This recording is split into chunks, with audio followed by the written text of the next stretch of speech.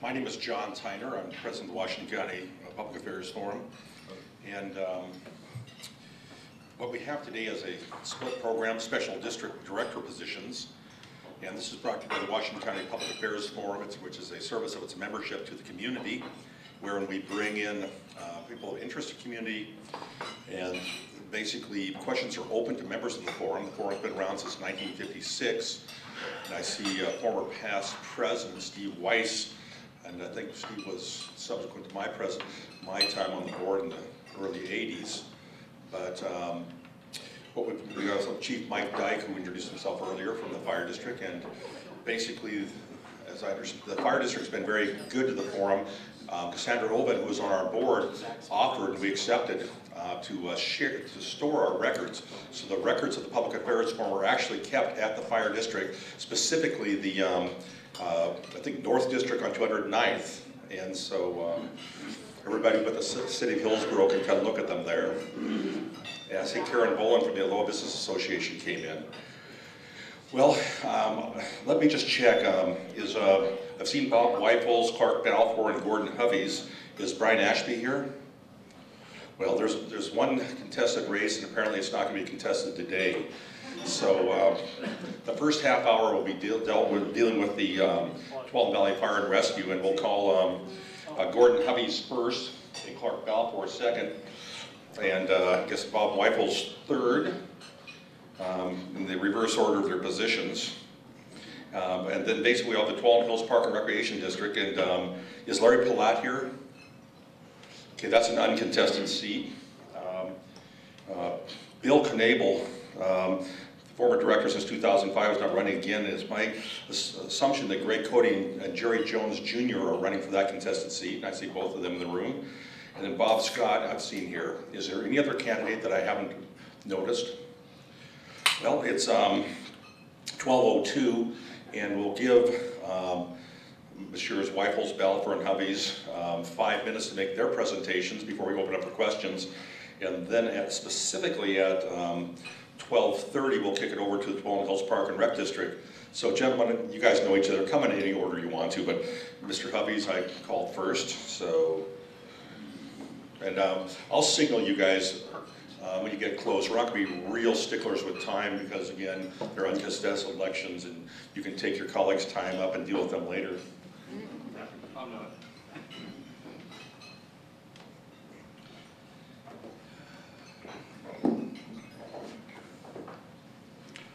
First, I want to thank the Washington County Public Affairs Forum for this opportunity to speak to the citizens served by Tualatin Valley Fire and Rescue. My name is Gordon L. Hovey's. I presently serve on the Tualatin Valley Fire and Rescue Fire Board and am running for re-election to position number 3. I have been a resident of the district served by TVF&R for over 40 years and am recently retired from the Portland Fire Bureau, serving the rank of lieutenant with over 30 years experience in both professional and volunteer ranks. TVF&R is a fire district that covers 210 square miles, 3 counties, 9 cities, over 440,000 citizens with 21 fire stations, and an outstanding workforce of 457 employees and 63 volunteers. I am proud of the work our district provides to the citizens and the businesses in our fire district. I am running for re-election because I am committed to ensuring that TVF&R continues to provide outstanding emergency services. I bring to the table an informed, experience-based perspective that is needed during these difficult economic times. As your fire board member and a tax-paying resident, I have worked vigilantly and pledged to continue being a good steward of our tax money. Some things I am proud to have been a part of during my 4 years on the board is continuing to advocate the use of the business model put in place by previous Chief Jeffrey Johnson. This model is used in our fiscal, economic, and emergency planning. We may tweak it from time to time, but the main body is still in place. Oversight of the tail end of a 3-year succession selection process for the new fire chief with the fire board. The board and I are very happy with our choice of Chief Mike Dyke. The transition was smooth, efficient, and cost-effective for the citizens. Oversight of the Command Business Operations Center. It is centrally located and best served by Tualatin Valley and its customers. Continued oversight of the capital improvement bond measure passed in 2006. the identification of long-term cost savings and operational efficiencies by rebuilding 2 stations that were originally slated for extensive deficiencies corrections. The cost savings came about due to our being able to identify efficiencies from lower than expected construction costs rather than utilizing a more expensive remodeling approach.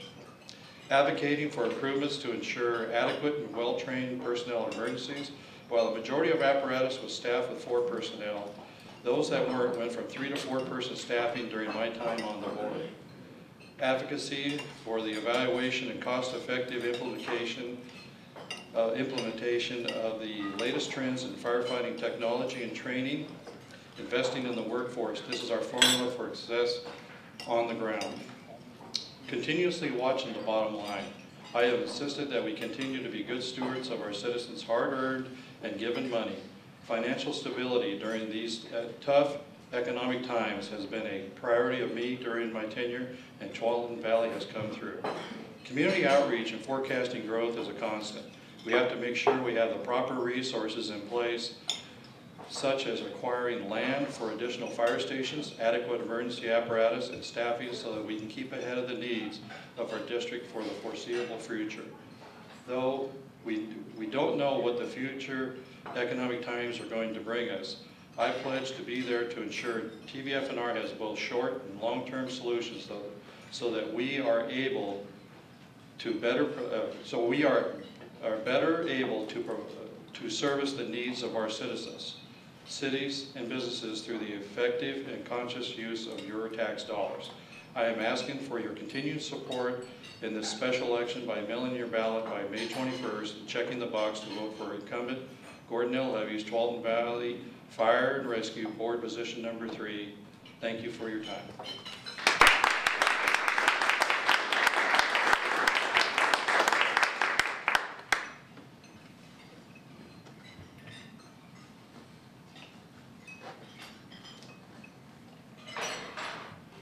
Thanks, Gordy. He gave all the statistics, so I have nothing to say now. I'm Clark Balfour. I'm a lawyer in private practice. I work primarily with units of local government, and mostly here in Washington County as well. I'm a resident of Sherwood. Grew up in Washington County all my life. Grew up in Hillsborough, and I've been here. Obviously seen a lot of changes. I've been on the board for Tualatin Valley since 1997. So I've seen a lot of the changes that Gordon's talked about. And a couple things, just very briefly to reiterate. We had a big transition in our workforce over the last few years. But now we have to prepare for a new wave. Our workforce is transitioning in terms of age and experience. We've got, we had one group that migrated out. We've got another group that we have to manage that next transition. We've got a whole flock of new young people coming in. So that's what I see going forward in the future as one of our challenges, is how to manage that in a seamless fashion that retains the ability of us to provide that kind of service that you expect when you make the call. We've done a lot of infrastructure planning and facilities upgrades, as Gordon said. Very proud of those things. I think we've positioned the fire district very well, and when I say we, it's the collective we. It's really the staff and our fire chief that has done a great job in anticipating what we need to do, where we need to build it, what we need to either improve or what we need to replace. And so I'm very happy about that, and I'm hopeful that we can now take what we've done and manage that into the future. We've got a good infrastructure built, or almost built, and we should be in a position now to manage that well and to provide service for the very foreseeable future. So I guess the question is, why do I want to continue with Tualatin Valley Fire? Well, one, I like it. I like the people. I like the kind of service we provide. Second, I've been there since '97. I want to get my 20-year pin. So if you'll elect me, I can achieve that goal. But I think mostly it's the things I just talked about in terms of how we transition going forward. And then I think another big challenge that's out there, and one that we're really trying to feel our way through, is there's obviously going to be huge changes to healthcare over the next few years. And I think that hand in glove with that is how we fit into that new model. So it's who we send, when we send them, why we send them, what do we send, and how do we accomplish that in the best mode possible. And I think that's going to be a real challenge for us, because the load on the emergency medical system is huge when you have folks that are using the EMS process as part of their care regime. So how we manage that to keep costs down ultimately is going to require us to interface with other healthcare providers to make sure that we're trying to manage our resources the best for everybody. You know, with that will come, I just violated the rule that I was told not to get too close to the mic, so hopefully everybody can hear me still. You know, we're going to have to deal with issues like a levy. We have a tax levy of 25 cents a thousand. It's been that way for many years, but that levy is going to expire, and we anticipate going to the voters in May of 14. That's going to require us to do a lot of things over the next year. Try to determine, does the levy stay the same, or do we have to adjust that in some respect? And also, how do we coordinate that with our other taxing districts, like the school districts and the park district or anyone else who is property tax dependent? So it's going to be very crucial for us to manage our own levy requests with those of other folks as we go forward. So I think with that, I want to continue on the fire district board. I've enjoyed it very much. I think that our professionals have provided a great service, and I want to be part of managing and stewarding that into the future. So thank you.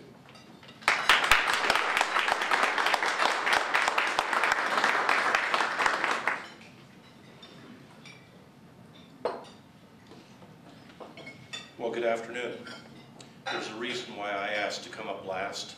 They said it all. My name is Bob Weifels. I hold position number 1 as a director for Tuolumne Valley Fire and Rescue. I'm president of the board of directors. I've been president of the board of directors for 4 of the last 5 years. Like Clark said, like Gordy said, we have seen a lot of transition with the fire district. And for all of you who are involved with other entities, you're seeing the same level of changes. It's across the board, and it's something that we're going to have to deal with. I have to say that I'm very, very proud of my role with the fire district. I started out with Tuolumne Rural Fire District on our budget committee in 1983, 84, somewhere back then. I became a director with TVF&R in 1996.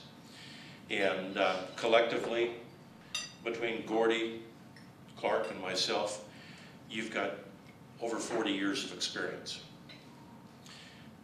It's that kind of experience that I think helps make this fire district as successful as it has been.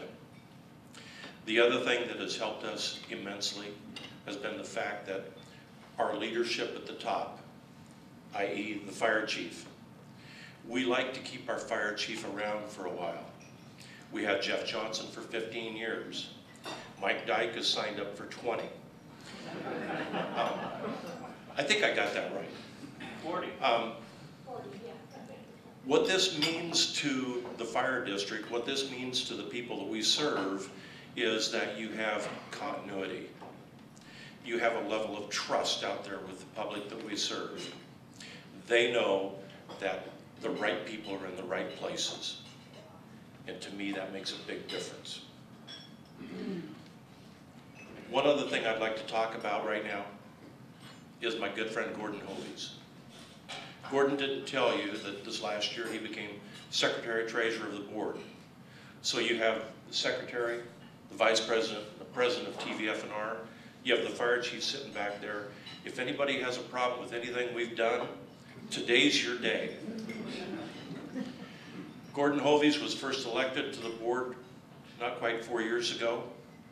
He has done a fantastic job for your fire district, and I wholeheartedly endorse his candidacy for position number 3. He has earned your trust, he has earned your vote. I too would like your vote. I've got a 25-year pin, soon to be 30 next year. It's been a lot of fun, it's been a lot of work, but it's worth it when you look at the communities that we serve and how successful we have helped make them all. We've made their lives safer and better. Once again, I thank you for your support of TVF&R, and I ask for your vote no later than May 21st.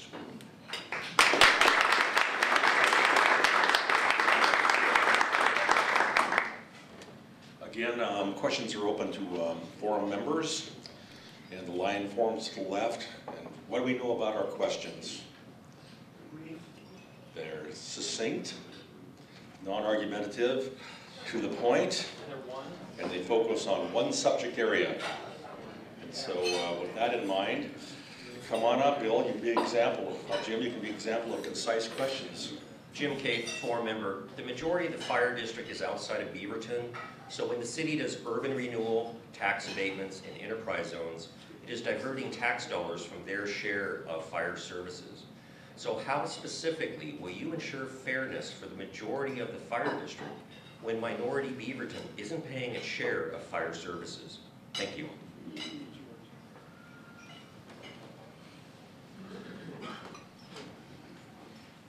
If I may, virtually every community that we serve has some level of urban renewal with tax increment financing. So when you look at the broad picture, everyone is still served equally. Sometimes it seems that some communities are at a disadvantage of others. Trust me, they're not. We do make it work out.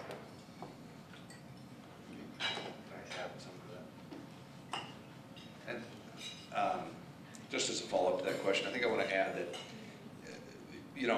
there is some form of that economic development model or device in virtually every place. I think that what, I'll speak for myself, what I've been happy with the Beaverton approach is they've been very targeted in those areas that they're looking at, and they've worked with us so that we believe that it makes perfect sense and that they're doing something that really doesn't significantly impact the rest of our folks in other locales. So I feel that it really comes down to that whatever the city is, that it needs to talk to us early, which in Beaverton's case they do, and we're able to come to a pretty good understanding of how we both can accomplish our goals. So we've been pretty satisfied with that process. I'm Bill Kroger, forum member. Thank you guys for coming today. You never hear much about firefighters and equipment unless there's a big fire. And I was just curious, there must have been improvements in equipment and technique and things like that over the years. And I was wondering, you have a captive audience here and on TV, maybe you could mention just some of the things that have happened maybe in the last 10 or 15 years to improve your ability to do your job.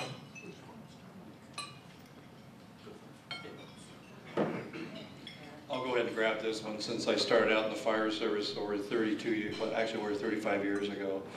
And to be honest with you, I actually rode the tailboard, and that's where I started at. And then we had open cabs, now we have closed cabs. And the equipment, as well as the firefighting techniques, have really evolved over the years. I remember when we used to just go into the fires and nobody knew where everybody was at, no accountability. Now we have the command structure, we have personal accountability. Same thing goes for equipment. Used to be that your ladder trucks, the ladders would fail. And then we got into the NFPA standards, and they've really enforced them very well over the years. And we don't have that problem anymore. You take a look at your ladder trucks out there, they're big, and there's a reason for that. As far as the fire engines go, and just so you know what the difference is, and I always tell people this real basic thing to know the difference between an engine and a truck is, an engine carries water and hose and has a pump. A truck has ladder equipment as well as forcible entry equipment. And you take a look at the fire engines now. They not only used to be that we just carry water, but they also carry Class A and Class B foams for natural cover fires as well as for oil and gasoline fires. There's also different types of nozzles out there now. They have high-rise nozzles as well as fog tip nozzles that you use for firefighting. And the equipment is evolving. Also too, as you take a look now, they have infrared cameras now. As you go into a fire, you can see what objects are in front of you as you go in and fight the fire. It used to be you couldn't see in front of your face. Now you have these cameras that help you out. The firefighting equipment, you wear hoods now, so you don't get burns. I've got some burns on my ears from over the years, as well as the type of material has evolved. It used to be just cotton, then it went to Nomex, now it's Kelvar. And you see them wear the full protection equipment for what they call the IDLH, for the environmental hazards that they go into now. You have different type of chemicals when you go into the fires. You have to worry about that because of all the petrochemicals and the plastics, as well as now you even got car fires. And what is the big thing you have to worry about now is if you have a car fire is a hybrid. Another problem is the lithium batteries. So it's always evolving, but you just got to keep up with the current trends.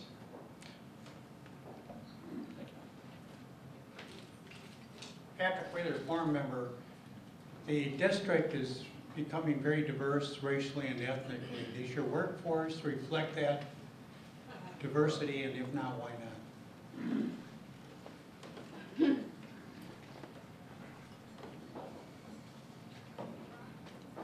Diversity in our environment has been a real challenge. Typically, it's been white Anglo-Saxon for decades and decades. Our biggest challenge is to reach out into the communities we serve and to get better representation from other people, from other cultures. It's a challenge. We reach out, we interview them, we have to help educate, we have to transition them to different work ethics.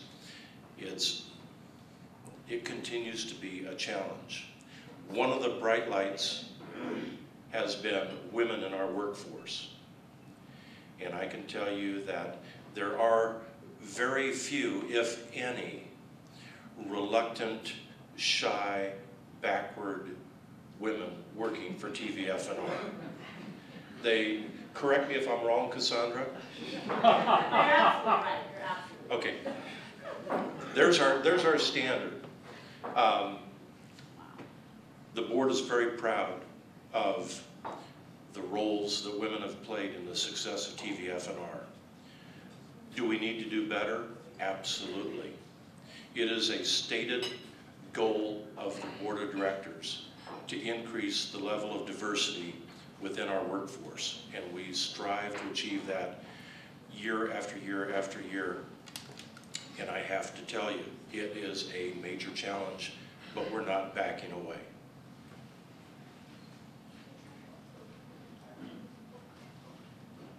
Chris Leslie, foreign member. What are the qualifications you're looking for in new people? I mean, what skills do they have? I mean, they can't be just game players. You have to have physical condition. I'd like each of you to pick a different qualification that you think would be needed by new members of your departments.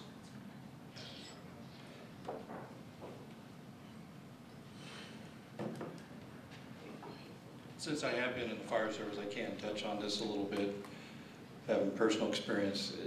Not only is it a good attitude, having the team building, team aspect, you count on, the public counts on you every minute, you count on each other every second. You also have to be forward thinking. You also have to be able to, if you come into a crisis, you got to be able to work through that crisis. Also too is that you have to have mechanical aptitude. That mechanical aptitude is when you come up to a structure fire, to know or have an idea how that building is built. Maybe it could be compartmentalized, which means a lot of hallways, a lot of rooms in there. Or you're able to sort that out as you go into there. Also like car fires, or could be a trench rescue. How to, the training you have. But most of all is with Walton Valley, they have training. And you have to be able to go through that training. You're on a year of probation. You have 4 months of training. You go through your training there, and you're taught everything from knowing about the community, from the community, also about the firefighting aspect, the mechanical aptitude part of the job. Also, too, is working with other crew members. Then after that, you go out on the line for, I believe it's 8 months. So you have a year of probation. You have a year of probation to prove yourself. So it gives everybody that equal opportunity to become a firefighter.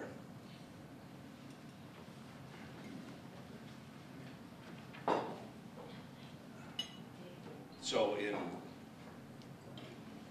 Gordy talked about a couple things. You know, one, it's the mental preparedness, mental acuity, the ability to do the job. So we need smart people. And we're getting them. We're getting them from training programs at Chemeketa, our own training programs, other things. We're getting those folks. There's a physical component to it as well. It's a physically demanding job. You got to be able to do it. So we have certain minimum standards that we're going to require people to get through in order to qualify for the job. There's the team building aspect that you talked about, absolutely true. But I think the one that I want to add to is and this goes back to Chief Johnson, but we've carried it through, and we're going to carry it through into the future. And that is that we are looking for people that are going to, when we arrive at a scene, whether it's an emergency medical or whether it's a fire, that we're going to have people that are going to do their jobs, and at the same time they're going to treat whoever they encounter out there as if they were their own family, so that they can give the kind of compassion, the kind of treatment, the kind of understanding, as well as the good course service that we're trying to provide at the same time. Because anytime we show up, it's typically not a good situation for somebody. And we're going to try to have people that can do all the things that we require and at the same time provide that level of compassion.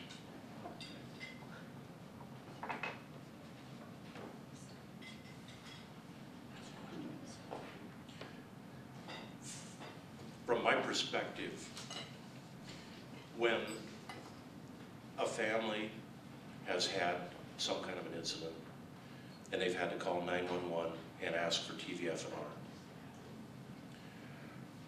our people, they don't have a choice. They don't get to call Acme Fire because they heard about them being a great district. They're stuck with TVF&R. So when our people are coming down the street and they make the turn onto their street, they have to have the trust that our people are going to bring their A game. Nothing else is acceptable. In addition to that, your people have to be able to maintain composure under fire, no pun intended, because no situation is ever going to be exactly the same as the one they just responded to the day before. There's always going to be something different. Stress is a critical element of the performance of our people's jobs, and they have to be able to deal with that. They can never let the public see that inside they're just churning up, because it's something that is undescribable, okay? That level of trust I have in our people. That level of trust I have in the people that train our people. And I believe that the patrons of the district have that trust too. Thank you. Karen Bolin, for a member. I was wondering, in the Aloha area, there's a lot of tightness where there's growth in the housing area. And I'm concerned about the narrow streets that are being built, and does the fire truck, can it fit through there? So I was wondering if one of you could state what your role is in new development, and if you're on the board, what could that role be to ensure the safety of the truck being able to get to the people? So I'm concerned about accessibility as we continue to grow physically. So I wondered if you could state maybe how you coordinate your efforts with land use and transportation and all the other, you've got a lot of area, so how do you make sure that they're leaving room for the fire truck? Is that clear? Okay. So your question really brings up a range of things. So one is the skinny streets concept that you're talking about in terms of having that more compact urban form that we're striving toward in our planning, right? But we also have, kind of related to that, is other types of traffic. I know we have a special word for it, I'm blanking on it now, but other types of traffic control devices, like humps in the road and those sorts of things that slow down general motorists from going too fast to a neighborhood, but it makes a huge difference to us as far as our, when we're responding and then we've got to slow our rigs down to negotiate some obstruction in the road and then to speed up again and go. And each time we do that, we're cutting down our response time. So all those things are really crucial to us. I think that we've been pretty successful in working with all of our planning agencies in our 9-member cities, as well as the county in the unincorporated area, to interface with them at a very early stage of their code development as to what types of standards would work for us. And that would include all sorts of traffic control mechanisms to the skinny streets where you're trying to obtain a certain urban form. The issue, particularly on the skinny streets, is illegal parking, right? So when we've gone in with planning agencies and determined what the appropriate width would be for a street to achieve their goal of a compact urban form with our need to respond as a fire protection agency, I think that's worked well on paper. I think where it comes into play is in those individual spots where you've got people who aren't parking correctly, or maybe not parking in the right spot, maybe not parking very well, which we can all be guilty of that, or just not parking in the right place in the first place. That's where we have the problem.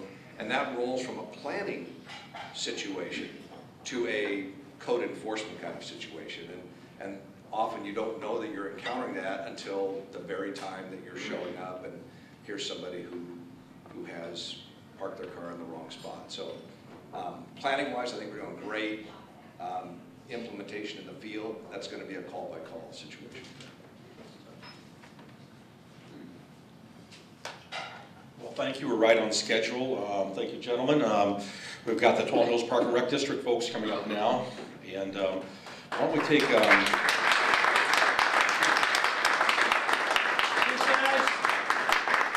why don't we take position 2, Greg Cody and Jerry Jones. Can we go 3 and let those guys follow me since they're competing against one another? Well, that's the opposite of how I want to do it, because we don't know how long they're going to take. I can shut you down fairly easily. Both of them, probably not. Okay, could Mr. Cody, Mr. Jones come on up, and I basically both non-incumbents, so I'll have Mr. Cody come up here and guess how many fingers are behind my back. Odd or even? Odd or even? Even it is. Do you want to go first or second? First is fine. Okay, Mr. Cody will lead off. Oh, good afternoon. My name is Greg Cody. It's so fun to be here with you. I warn you right up front, I'm not a public speaker, so please bear with me. I'm running for election, one of 5 board members of the Tualatin Hills Park and Recreation District. The motto of my campaign is knowledgeable, involved, and prepared. This election is filled with contrasts, so let me just give you one. One is a handsome young man, very photogenic, great-looking family with a great smile. The other candidate is a guy who looks like he's been through the ringer. Now you tell me, how lucky am I? Lucky for you, my trip through the ringer has given me unmeasurable, immense experience, and I know the ringer well. 33 years ago, 2 newlyweds had the great fortune to establish their home within the boundaries of the Tualatin Hills Park and Recreation District. My wife and I have raised a family and established deep, important binding relationships with every benefit that the Tualatin Hills Park and Recreation District brings us. You will have a very difficult time convincing me that there's a better place to live. The district is a precious jewel. It is only a faint dream of what our neighbors wish they could have.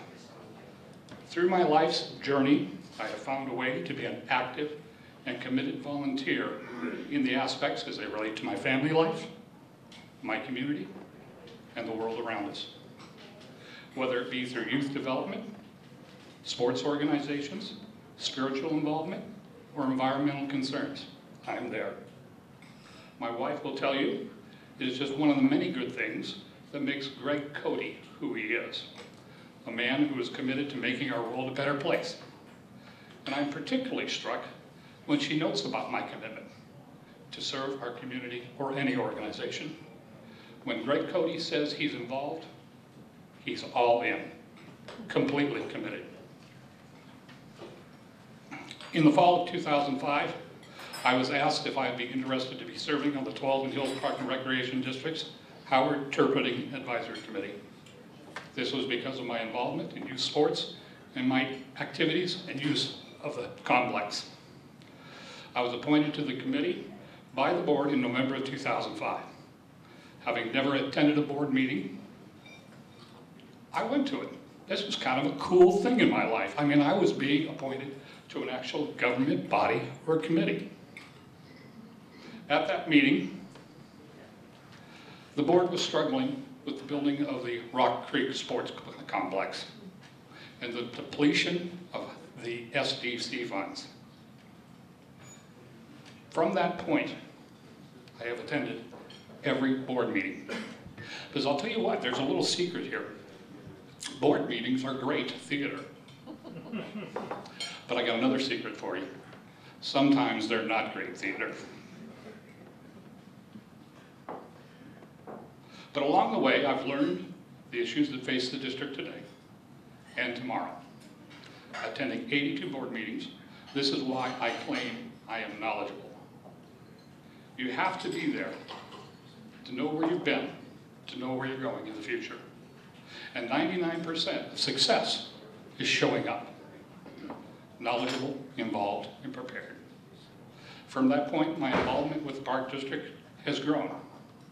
Currently, I'm serving on my 6th budget cycle, with the Park District's Budget Committee. This is my 3rd term as chairman. I've served on the Howard Turpinning Advisory Committee, along with the Sports Advisory Committee, attending over 45 meetings.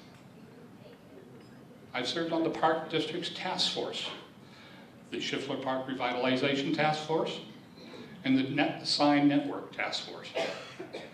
Being involved, I've been able to see how the district is on top of every new idea possible. They're always looking for fresh, cutting ideas to bring to our Park District's patrons. Are we perfect? No. But I am here to drive to be that perfection. I'm not here to drive the Park District in a new direction. I'm in this election to continue the excellent course it is on, a course driven to maintain a sustainable operation and for the needs of the future of our patrons. Knowledgeable, involved, and prepared. My election to the board is supported and endorsed by the Oregon League of Conservation Voters, current board member, secretary, and former chairman, Larry Palat, THPRD Foundation Chair and former board member, Janet Allison, Howard Turpinning, Park District General Manager, retired, Sue Imkite, 2008 Bond Oversight Committee and Parks Advisory Committee member, Wendy Kroger, Trails Advisory Committee, and many more. One of the ones I feel most rewarding about is our Sports Advisory Committee. Every member of our Sports Advisory Committee has endorsed my campaign, except one, and I'm working on it. Jerry, can you and I talk to each other after the meeting? With that, there's a real loud voice out there by the community of Walton Hills Park and Recreation District. Vote Greg Cody, knowledgeable, involved, and prepared. Thank you.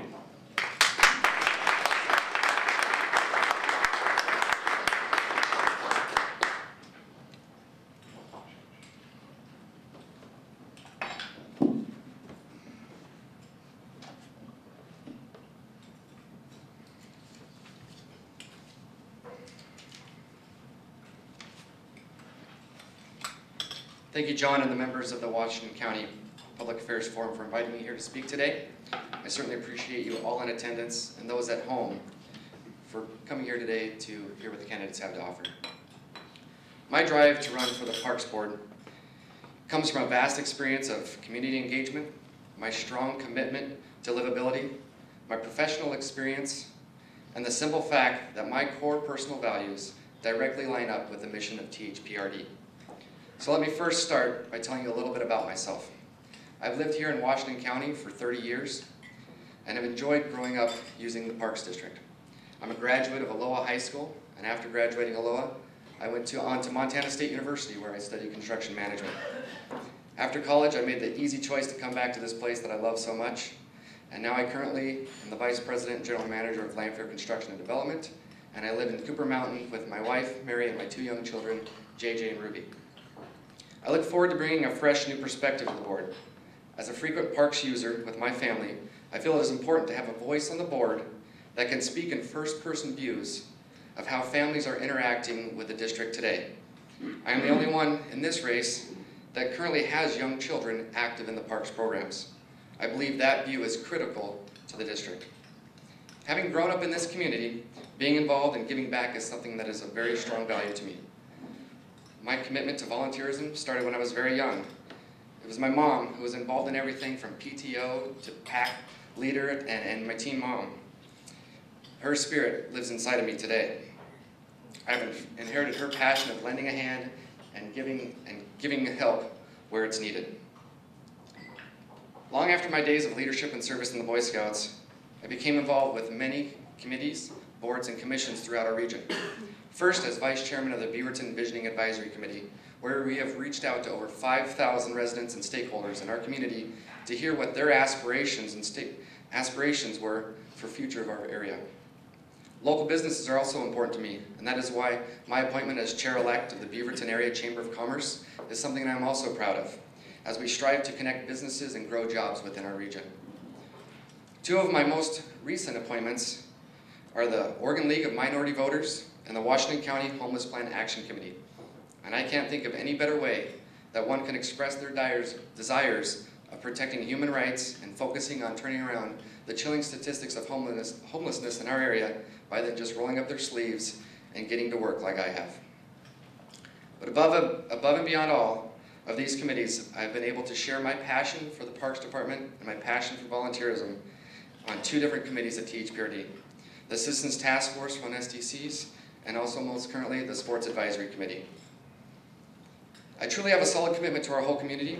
I have an understanding of how it takes a broad range of knowledge and experience, not just Park District experience, to be a valuable contributor at a Board of Directors level. One thing that I've learned both in my wide civic engagement and also my professional career is that partnerships you build are a key to success. But it's not just my broad range of community involvement or working knowledge of key partners or THPRD I would bring to the board. As a professional in the construction industry, I'm the only candidate in this race that brings a keen eye to capital improvement projects and facilities maintenance.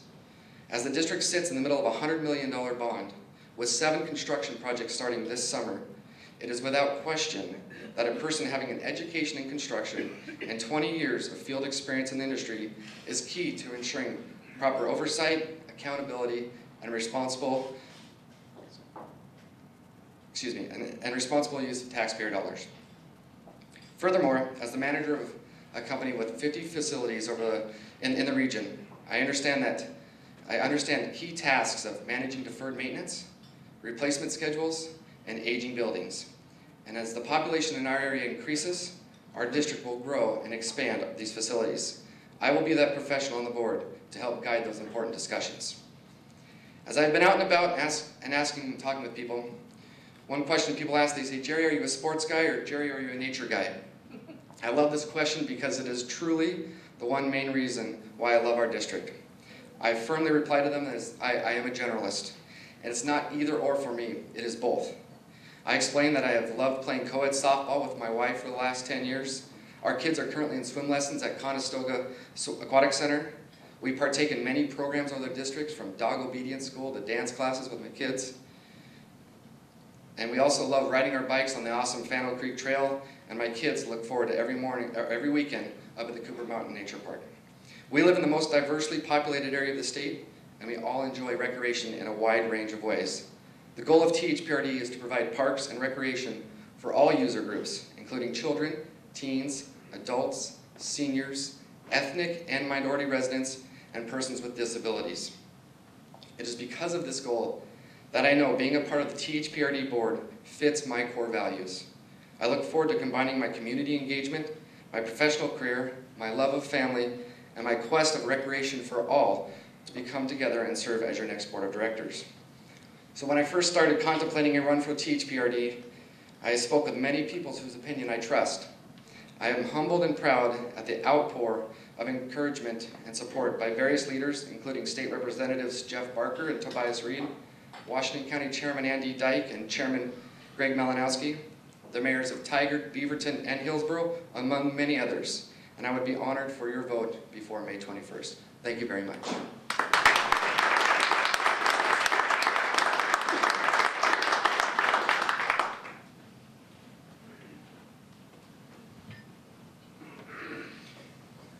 Well, like these two gentlemen, I want to thank you for having me up here.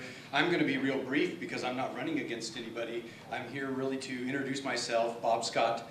I've been on the board of directors since 2006, and to steal a word that Bob used earlier, continuity is really the reason why I am running. You know, in 2008, we had a very big bond measure. As Jerry said, we're right in the middle of it. And I think it's very important to have that continuity to make sure that our bond projects are finished on time and as promised to our Park District constituents. I currently serve as the board member for the Bond Oversight, or the Citizens Advisory Bond Oversight Committee. And I have to tell you that it's a pleasure working with these people to make sure that are making sure that we're following what we've promised, both with natural areas, parks, trails, everything that we've promised to give to the people. I've been a volunteer with the district for 20 years. I've helped coach. I have been on the budget committee for quite some time. I won't go into details because it'll tell you how old I am. I grew up in the Hillsborough area, moved to Rock Creek, so I have been in the district and utilized its services for quite some time. I believe this district is a very, very special jewel. We serve people, and I've heard this term used, and I'm going to steal it, but from cradle to grave. We have kids in our swimming programs, we have seniors in our Stewart Center, and we have everything in between. And I want to keep it that way. I also want to make sure that we follow the same stringent financial management that we have since I've been on the board. I'm proud of the district and how it plans, how it looks forward, and how it makes sure that it's utilizing its funds properly.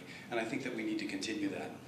So, like I said, I was going to be real quick. I just want to thank you for having me here. Wanted to introduce myself and save time for questions. We've got two great individuals running for board position number 2, and I just hope that you go out and vote in May. We really appreciate that, and thank you for being our patrons.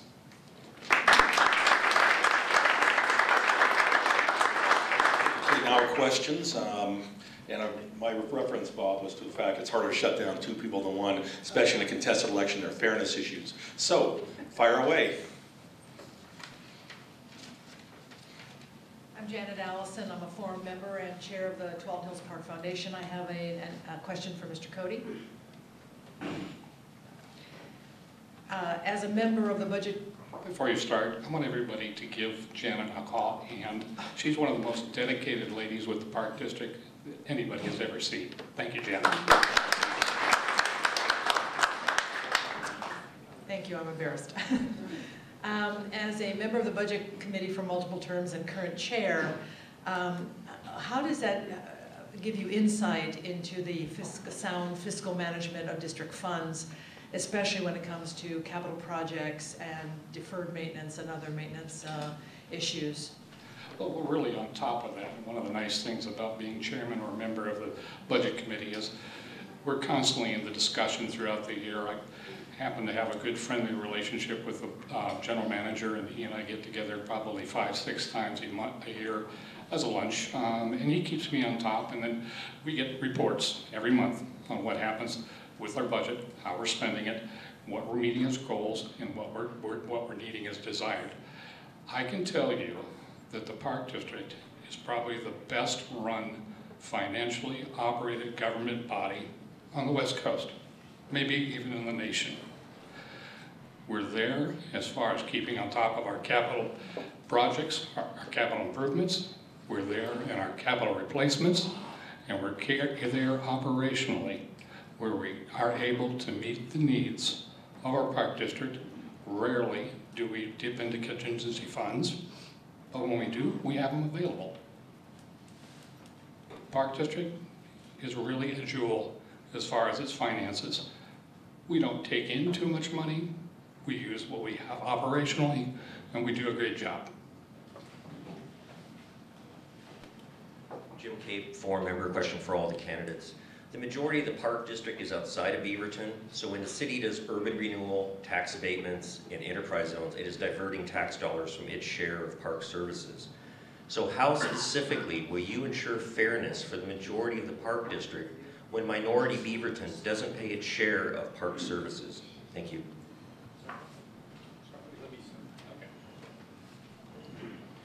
Real quick, Jim, I'm going to sound like a broken record. Clark mentioned that the city of Beaverton was really informative to us when they came and told us what they were doing with these districts.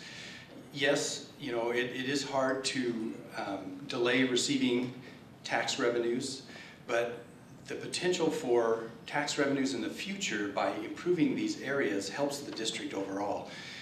Again, the city of Beaverton, very communicative, and they're very good at letting us know, you know, where the targeted areas are. And then we've also, through the Park District, figured out what kind of impact that's going to have on us. And it is an impact, but I think it benefits the Park District as a whole. And it's really specific areas. So I think that the communication between the Park District and the city of Beaverton is critical in that piece.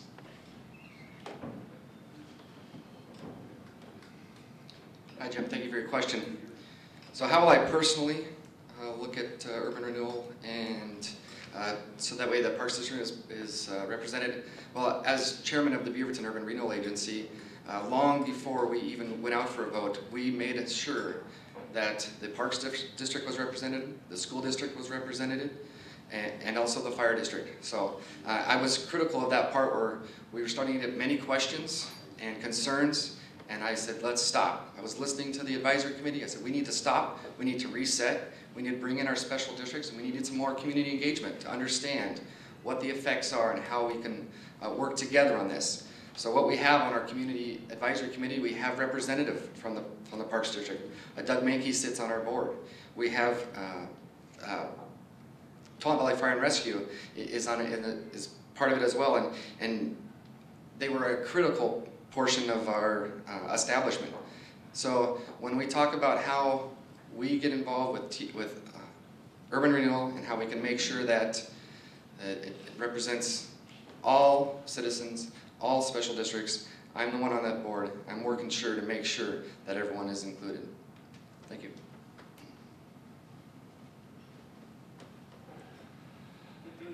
Partnerships with their other government bodies is important for each government body.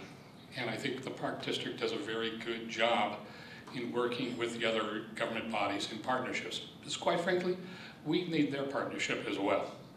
City of Beaverton, Joe, came to us a while back and asked for concessions on the economic enterprise zone. After explaining it, examining it, the board took a look at it and said, you know, we're giving a small concession now, but in the long run, we're going to be dollars in tax revenue income ahead. So we agreed to that. Right now, the city of Beaverton is coming to us and saying, we've got this urban renewal district, and we want consideration when it comes to your system development charges, SDC funds. We don't know what, the city says we don't know what those concessions will be now, but we'll just give you a heads up, it's coming down the road. This is what I'm talking about, attending board meetings. You learn these stuff. The board hasn't made an agreement yet. And when it comes time, if I'm so lucky to sit on the board, I'm going to take a hard look at it, because I don't want to shortchange the other people outside the district, but I certainly want to be a good partner with every government body, and I will listen to the city of Beaverton as well. My name is Bill Kroger. I'm a forum member. You all talked a little bit about the diversity of things that go on within the THPRD. The only reason that works is because the board supports it and makes sure it happens. 10 years ago, I don't think that was the case. I think there was more, from my view, more emphasis was placed on sportsplexes than trails, for example. But because of activist volunteers and a very professional staff under Doug Menke, that has changed around and come around. And the bond measure that passed, was an open process, so it really included a lot of things. What I want to know from you is maybe talk a little bit more about that, but also your commitment to continue with this diversity like that, because you're the key to make sure that that happens.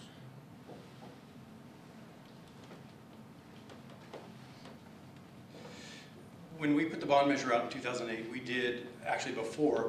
did very extensive surveying to determine what the people utilizing the park district wanted. And that message was loud and clear. They didn't want a new athletic facility like the Turbining Center.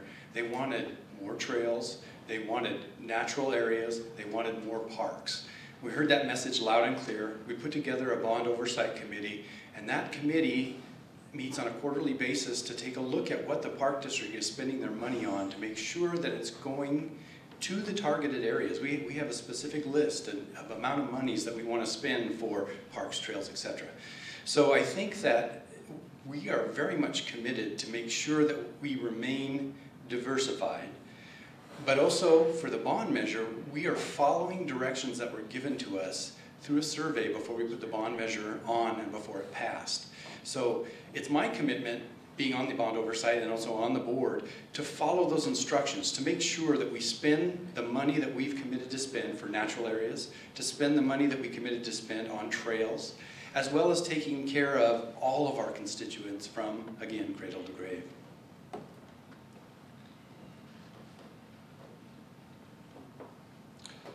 Bill, what you're talking about is what I call the flavor of the month management by the board of directors. And years ago, we used to have that, where one board member would drive for her particular issue, another would drive for another, and it was very fragmented and not really sound planning for the park district. A few years back, and I think we're now approaching 20 years, the park district actually did a scientific study using consultants and a scientific research firm to find out what the park district parishioners wanted in their park district, what kind of services they wanted.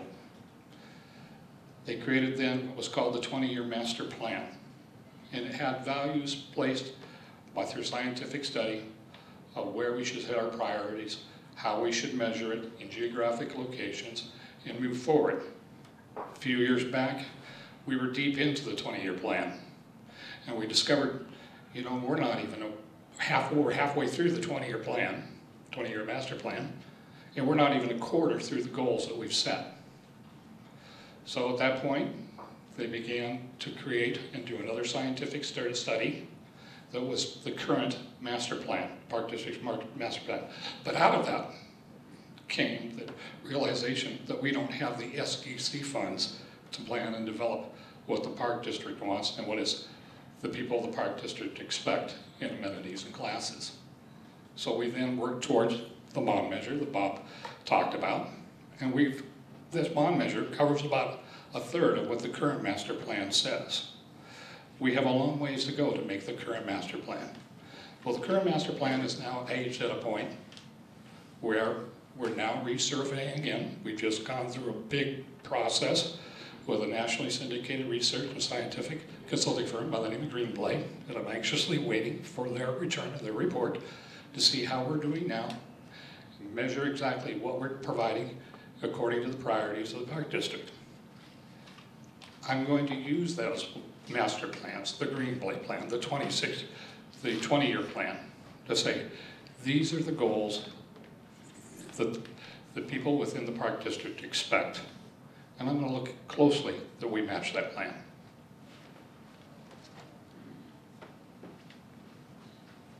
Thanks for your question, Jim. Mr. Cody talked about some of the THPRD plans and the master plan, which I believe will be critical. One thing I want to talk about that I spoke about in my speech was the Beaverton's community vision, where we reached out to over 5,000 of that diverse group within our area, the residents and stakeholders, and we came up with several different action items. One of the meetings that we had, we put these blank canvases on the wall and people drew what their aspirations were. And I can tell you firsthand, I didn't see a lot of soccer fields, I didn't see a lot of baseball fields, I saw a lot of trees, and I saw a lot of trails. So that right there said to us that, okay, yes, we do need to evaluate what that balance is. And me being a generalist, I'm a sports guy, but I love the trails and I love the parks as well. I will keep that commitment going to that balance. I will take what I've heard from the community, not just the THPRD plans, but from what the community has said as a whole on how they want to recreate in the future to make sure that we are serving our diverse community with diverse ways of recreation. Thank you for understanding the limitations. We have 58 minutes to get this program on, including a beginner and a trailer. Here's the trailer. On April 22nd, the Beaverton Schools local option levy will be on the forum attention, and we'll also have a carbon reduction challenge, so something for everybody across the county. The next week's program on the 29th is going to be international sex trafficking. Judge Cole was actually a participant in the international summit in Indonesia recently. He's going to speak about that, along with Wynn McKilla and Doug Justice, a retired police officer. On the 6th, keeping with the idea that we are a county-wide forum, we have the Hillsborough School District candidates here. So again, thank you. The questions can continue after the television shuts off, but when it shuts off, it's done for purposes of television. So again, the Washington County Public Affairs Forum is a nonpartisan group that meets to discuss the issues, to raise the issues in a public forum where folks are accountable to the voters. And we thank you for your time. And we're available at 11:30 to 1 o'clock most Mondays this year. We may be switching some of our dates next year. But in any event, thank you very much, and let the questioning continue.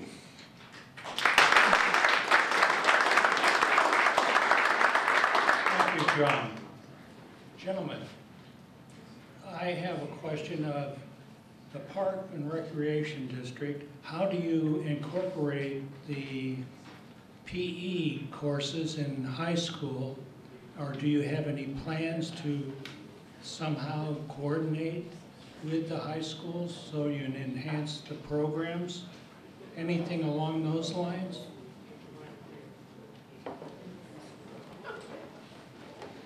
Thanks for the question. You know, we partner with the school district on a lot of levels, both for outside education, also for physical education. We have a rec mobile and a nature mobile that travel around to the schools. I think that while we don't have plans to take over the PE department from the high schools, I think that as time goes on, if necessary, we would find ways to enhance those programs or to take things outside the school. But as of right now, we don't have plans for that. But it's a never say no type attitude, because we want to keep kids participating in outside activities.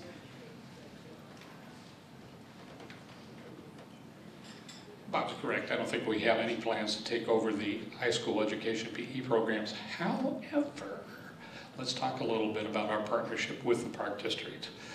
As budget crunches go with the school district, they had to make some serious decisions on what kind of finances they'll place towards their athletics. One of the pieces that was turned away, said the school district is no longer going to fund, was the water polo for all the high schools. The Park District immediately picked up the water polo for all the kids in the high school. And we're now running their competitive plan so they can continue to compete at the statewide level. Second point, some PE programs don't fit every student. However, they still need to get that credit in to go on to college. It's part of the requirements for their diploma. My daughter was one of them. She just didn't like the idea of the calisthenics, the track, and the heavy competition that you have in your normal PE class. So through the Park District, she took tennis lessons, spent a full year honing her skills, getting signed off by her instructor at the Park District, and got her credits that she needed for high school graduation.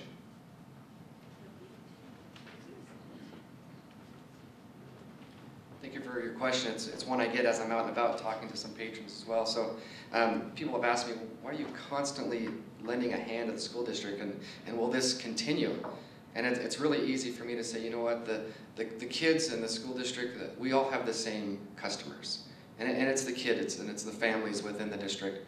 So we want to work together to ensure that those kids are protected, that they have ways for recreation.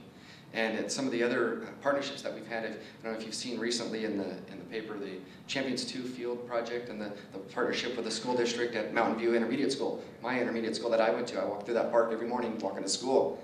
Well, those type of partnerships will actually allow us to work with the school district to use economy of scale when doing developments and use shared parking lots, thus creating more green space, less permeable.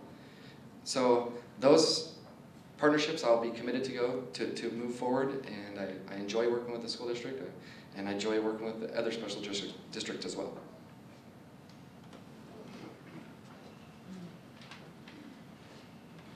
Looks like that's all the questions. Basically, we get 6 people on per special district, per program for various special districts. So I thank the candidates for their understanding of the physical demands of trying to get everybody on. And again, I thank the members of the forum. Thank you. And if you have any suggestions or complaints, I'll take the suggestions. Kathy Stanton can have the complaints. So, thank you. Thank you for coming today.